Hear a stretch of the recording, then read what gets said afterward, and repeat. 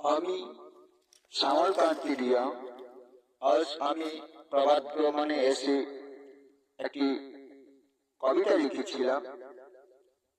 কবিতার নামটি হলো পাহাড়ি। আমি যে পাহাড়ি, পাহাড়ের অন্তরালে বসবাসকারী, হব আমি অরণ্য দেবতার রূপধারী। গড় হবে পাহাড়ের চূড়ায়, মুগ্ধ হব খোলা বাতাসে পাওয়ায়, বন্ধনে আবদ্ধ হব অরণ্য প্রেমের মায়ায়। সাবুজ বনভূমি হবে আমার সাথী, ভেদাভেদ থাকবে না কোনো প্রকৃতি। আনন্দের পরিবেশ মায়ার বন্ধনে চলে আসে যেন আমার প্রতি। আমি যে পাহাড়ি, পাহাড়ের অন্তরালে বসবাসকারী, হব আমি অরণ্য দেবতার রূপধারী।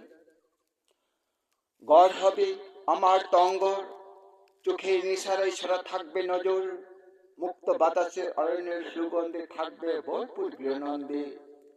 বনের পশু পক্ষী হবে আমার আপন, ঝর্ণার জল হবে আমার দর্পণ, রক্ষায় থাকব পরক্ষণ, প্রাণের স্পন্দন থাকবে যতক্ষণ। মায়ার বন্ধনে চিরজ্যোতি, বসবাস হব চিরসাথী, কর্মে রাখবো তাদের চিরকৃতি, হব আমি তাদের চিরস্মৃতি। আমি যে পাহাড়ি, পাহাড়ের অন্তরালে বসবাসকারী, হব আমি অরণ্য দেবতার রূপধারী। আমি যে বিরল, স্বভাবে সরল, অরণ্যের সুগন্ধে হবে আমি মলয়, আনন্দের ভরপুর হয়ে থাকে যেন আমার গৃহালয়।